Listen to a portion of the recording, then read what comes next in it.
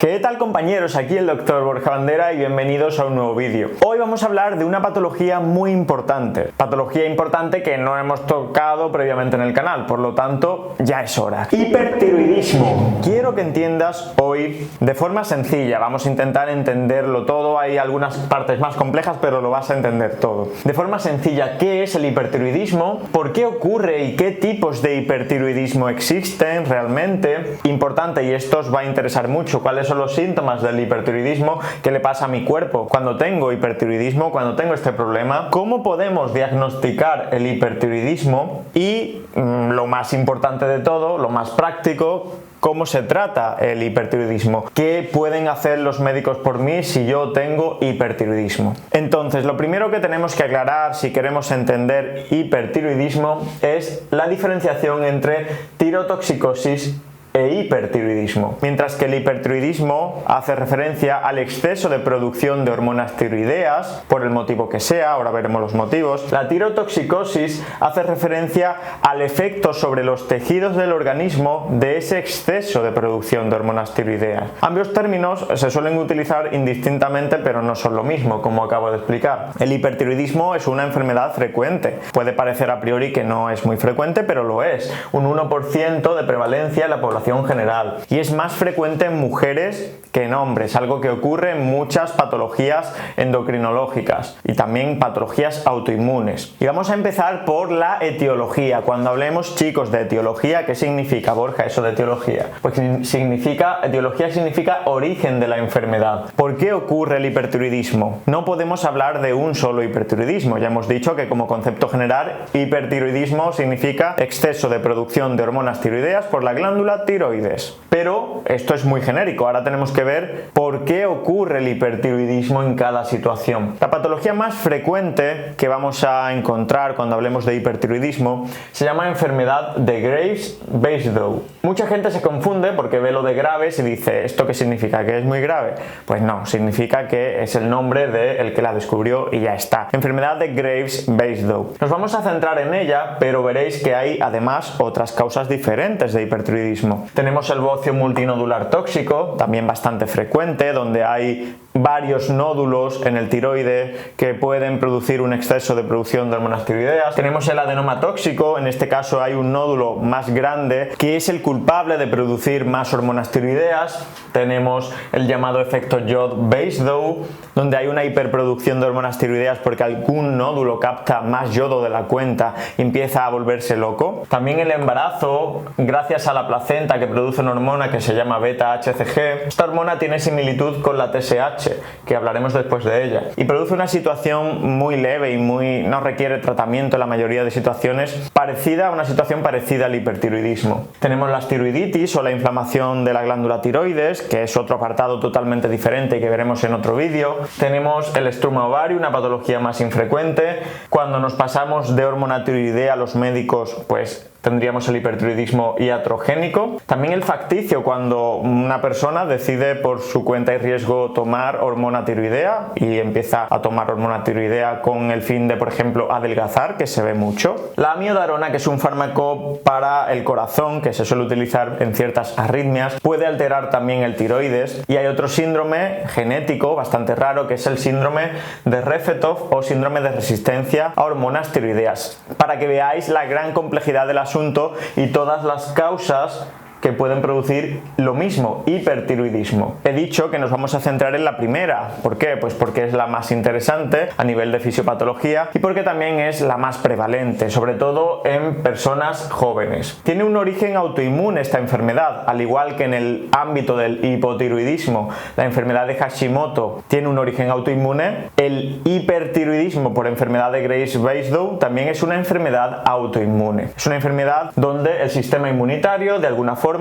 ataca o interactúa con el tiroides e interfiere en la producción de hormonas tiroideas, en este caso aumentándola. Bien, lo que vemos en una persona que tiene una enfermedad de Graves es que tiene el tiroides aumentado de tamaño. Normalmente es un aumento difuso y homogéneo de la glándula tiroides. A esto le llamamos bocio. Algunos pacientes tienen oftalmopatía. Un dato muy característico es el exoftalmos, que es como los ojos saltones, los ojos que parecen que se salen de la cuenca de los ojos. Y los párpados retraídos, retracción palpebral, ojos, mirada brillante y ojos saltones. Aquí Dani os va a poner una imagen de un exoftalmos muy evidente. También puede ocurrir pues que haya alteraciones cutáneas como el mixedema pretibial, que es como el acúmulo de unas placas de mucopolisacáridos en la tibia y en otras regiones del cuerpo, que esto sí que es poco frecuente. Lo más característico a nivel de la analítica, la enfermedad de Graves, es que encontramos IgG en el suero.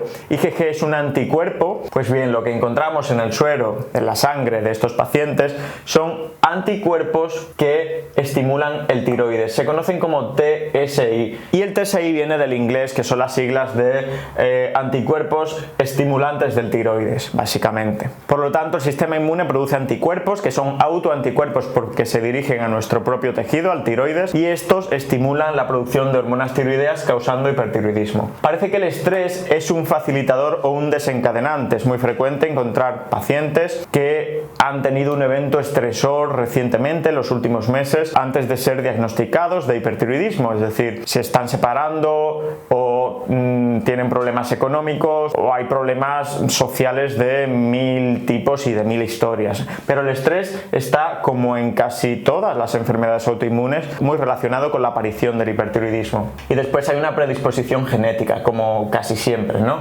Está muy relacionada esta enfermedad con los haplotipos de HLA, DR3 y B8.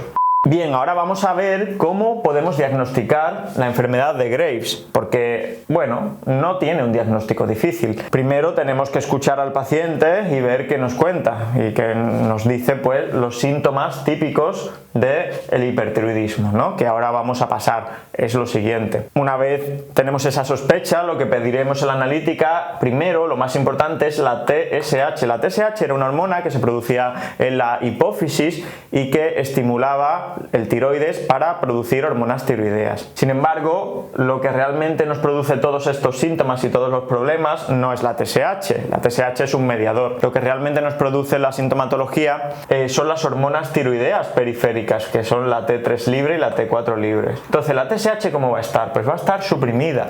Va a estar muy bajita, suprimida. No hay TSH y esto es clave. ¿Y cómo va a estar la hormona T4 y la hormona T3, las hormonas periféricas? Pues van a estar elevadas, a veces muy elevadas. Cuanto más elevadas, más síntomas. Menos elevadas, menos sintomatología. Precisamente esta elevación de las hormonas periféricas es lo que hace que la TSH esté muy disminuida, porque hay un mecanismo de feedback que se llama.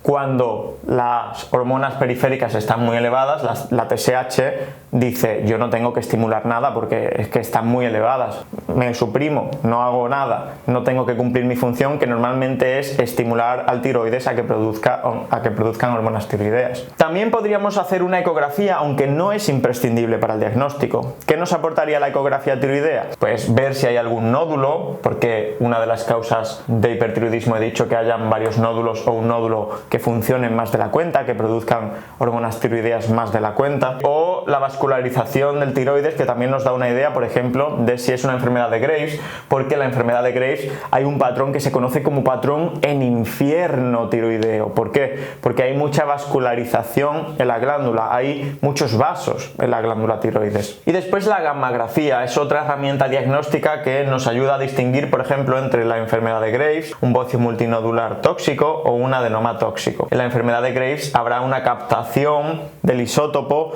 difusa y homogénea en toda la glándula. En el bocio multinodular tóxico veremos diferentes nódulos calientes y fríos, un patrón más parcheado de captación, mientras que en el adenoma tóxico veremos la glándula completamente blanca y un gran nódulo captante. Es como nos ayuda a diferenciar. Y por supuesto los TSI, los anticuerpos que he comentado antes, estos también se pueden medir en la analítica y de hecho se deben medir en la analítica, porque cuando tenemos los TSI positivos hay una alta sensibilidad y especificidad para que tener una enfermedad de Graves-Basedow.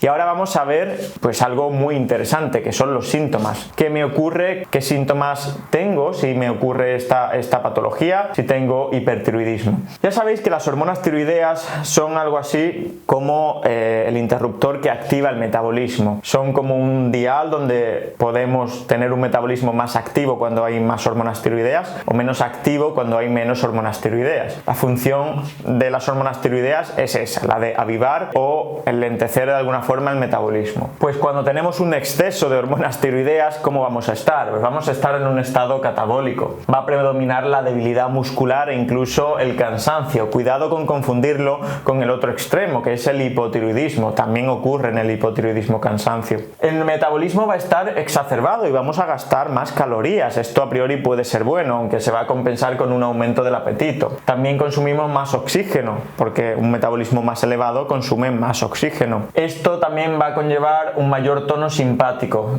más sudoración, más temblor, más intolerancia al calor. Vamos a estar pues sudando continuamente, temblando, con mucho calor, sobre todo si nos pilla en verano lo vamos a pasar regular. A nivel emocional, las hormonas tiroideas también afectan mucho a la esfera psicoemocional y afectan mucho al cerebro. Entonces vamos a tener labilidad emocional, vamos a echarnos a llorar por motivos que no corresponden o irascibilidad, estar que a la mínima que nos digan pues saltamos con una mala respuesta, no queremos que nos dejen en paz y ya está, irascibles, y un peor rendimiento cognitivo en general, no rendimos como antes. El número de deposiciones puede elevarse y también puede producirse diarrea, aunque no es frecuente. Como decía, el apetito suele incrementarse. También decía que antes lo comentaba, ¿no?, que el exoftalmos, el tener los ojos saltones, es un dato muy característico sobre todo de la enfermedad de Graves. Se pueden dar por el efecto de las hormonas tiroideas arritmias cardíacas, porque el corazón es muy sensible al efecto de las hormonas tiroideas. Puede ocurrir fibrilación auricular o incluso en personas mayores, debido a estas arritmias, puede haber una descompensación de una insuficiencia cardíaca. También vamos a perder más calcio en la orina y calcio de los huesos, lo que va a debilitar el hueso a largo plazo. Por supuesto, esto ocurriría cuando llevamos ya meses con esta patología, con este problema no tratado, ¿no? Por suerte, como veremos después, tenemos tratamiento y tenemos formas de solucionar este problema, formas que son efectivas. También podríamos tener a nivel cutáneo prurito, que es decir, picor, alopecia, se nos cae el pelo y las uñas se nos rompen, tenemos uñas frágiles. A nivel de fertilidad, la mujer puede tener alteraciones en el ciclo menstrual y de hecho es frecuente que ocurra.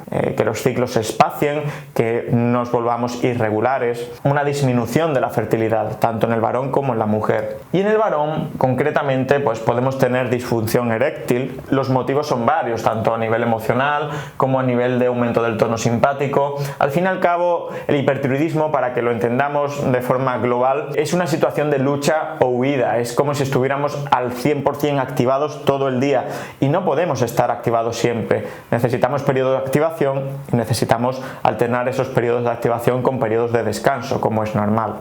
Vamos a ver ahora la última parte, quizás la más práctica, que es el tratamiento. ¿Cómo tratamos? ¿Qué nos puede aportar la medicina para solucionar este problema? Si has tenido la mala suerte de tener hipertiroidismo, ¿cómo lo solucionamos? ¿Cómo lo atajamos? Tenemos tratamientos farmacológicos y tratamiento quirúrgico. Vamos a empezar por el farmacológico. El pilar principal del tratamiento farmacológico son un grupo de fármacos que se llaman antitiroideos de síntesis. Son el metimazol, el carbimazol y el propiltiuracilo. Nombres bastante raros, sí. Todos tienen en común una cosa, y es que tienen un mecanismo de acción que es el siguiente: inhiben la peroxidasa tiroidea, que es una enzima que se encarga de organificar el yodo, de básicamente transformar el yodo que comemos en un yodo que pueda formar hormonas tiroideas. Como eso no ocurre, debido a que inhibimos la peroxidasa tiroidea, se forman muchas menos hormonas tiroideas y por lo tanto mejoran los síntomas de hipertiroidismo que hemos dicho antes. El efecto secundario de estos fármacos, porque tristemente todos los fármacos tienen efectos secundarios, pues es uno muy importante, aunque poco frecuente, la agranulocitosis,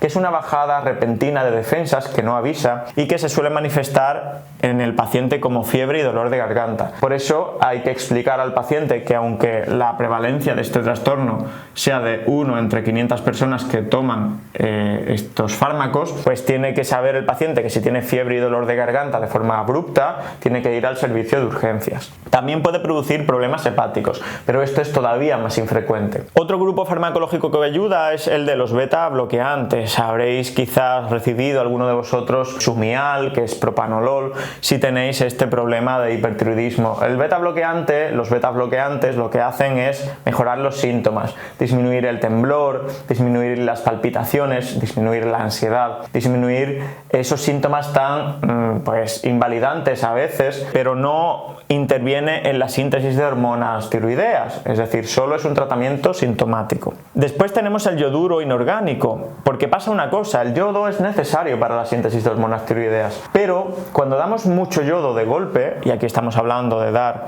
dosis farmacológicas de yoduro inorgánico, ocurre en el tiroides lo que se conoce como efecto Wolff-Chaikoff, que es una saturación por yodo. El tiroides se queda así, saturado de yodo, y no puede volver a captar más yodo. Tristemente, este efecto de parálisis en la síntesis de hormonas tiroideas dura unas 2 semanas como mucho, y después el tiroides tiene fenómenos de escape, por lo que se vuelve otra vez a sintetizar a un ritmo normal hormonas tiroideas. Pero en una situación grave, en una situación por ejemplo en una persona mayor que tenga una arritmia derivada del hipertiroidismo y haya que bloquear la síntesis de hormonas tiroideas de forma rápida, pues podemos usarlo. También los glucocorticoides, porque a dosis altas sobre todo disminuyen la conversión de T4 en T3. ¿Qué ocurre cuando una persona tiene un estrés crónico? Que también esto afecta la conversión de T4 en T3. Y por supuesto la única forma de abordar esto es abordar las causas de ese estrés crónico. Por último tendríamos el radioyodo o el yodo 131, que es una opción de tratamiento muy utilizada y efectiva, aunque muchas veces los pacientes son bastante reticentes a este tratamiento. El funcionamiento del radioyodo da mucho susto, eso de radioyodo, ¿no? La palabra es como muy agresiva, pero realmente no es un tratamiento muy agresivo como aparenta ser. Se trata de coger una molécula de yodo, marcarla con un isótopo que va a emitir una pequeñísima cantidad de radiación tipo beta, es radiación ionizante, y como el yodo va directamente a la glándula tiroides, el yodo se dirige a la glándula tiroides de forma natural, esa radiación del isótopo va a lesionar a las células hiperactivas de la glándula tiroides y va a normalizar de alguna forma la función de la glándula tiroides. El efecto secundario más frecuente, por lo tanto, es ocasionar un hipotiroidismo postyodo, que pasemos de un hipertiroidismo a un hipotiroidismo, que esto ocurre en un 10-15% de las personas y va aumentando la probabilidad de que llegues a tener un hipotiroidismo cada año que pasa después de darte radioyodo. Está contraindicado en gestantes, en lactantes y en niños, pero a veces es una opción definitiva de tratamiento de radioyodo, bastante efectiva, con pocos efectos secundarios, pese a que pueda sonar muy aparatoso o muy grave. Realmente no es tan aparatoso. Después tenemos el tratamiento quirúrgico, porque hay casos que se tienen que operar, hay casos que o bien no podemos dar a largo plazo fármacos, hay casos donde hay clínica compresiva, que es que el crecimiento de la glándula tiroides sea tal que esté impidiendo a la persona respirar bien, tragar bien, incluso dormir bien, y haya que operar, o en los casos en los que no se puede dar yodo por contraindicación, como hemos dicho antes, cuando hay oftalmopatía, la enfermedad de Graves, porque parece que en este caso el yodo empeora la oftalmopatía, y por supuesto el tratamiento quirúrgico, como cualquier cirugía, tiene sus efectos secundarios también. Uno de los más temidos y más, no voy a decir frecuentes, pero uno de los quizás que más tenemos en la cabeza es la parálisis del nervio laríngeo recurrente, un nervio que controla las cuerdas vocales y que pasa por el lugar donde tienen que operar los cirujanos. No es frecuente, pero a veces ocurre que se lesiona ese nervio de forma transitoria la mayoría de las veces y alguna vez de forma permanente, y por lo tanto pues existe una disfonía, ¿no? Una alteración en la voz. También existe la posibilidad de que se toquen o que se lesionen de forma transitoria o permanente las glándulas paratiroides. No confundir con glándula tiroides. Glándulas paratiroides son 4 glandulitas que están a los lados de la glándula tiroides y que controlan algo tan importante como el calcio. Por lo tanto, también esto es una cosa que puede ocurrir después de una cirugía para un bocio o para un hipertiroidismo. Y por supuesto existe la posibilidad de sangrados, de hematomas y demás, que hoy día no es nada frecuente, sobre todo si el equipo quirúrgico es experimentado. Así que chicos, hemos visto qué es el hipertiroidismo, qué síntomas tiene, por qué se produce, cómo lo podemos diagnosticar y cómo se puede tratar. Déjame en los comentarios qué te ha parecido este tipo de vídeo. Déjame en los comentarios también tu historia, si has tenido hipertiroidismo, tu experiencia, cómo lo trataste, cuánto te duró, qué síntomas tenías. ¿Por qué? Porque así creamos comunidad y porque al final mucha gente puede leer tu comentario y sentirse identificada o darse cuenta de que hizo algo mal o simplemente pues empatizar contigo y sentirse algo mejor. Así que déjame en los comentarios tu historia relativa al hipertiroidismo. Un fuerte abrazo, nos vemos en el próximo vídeo y a seguir empoderando.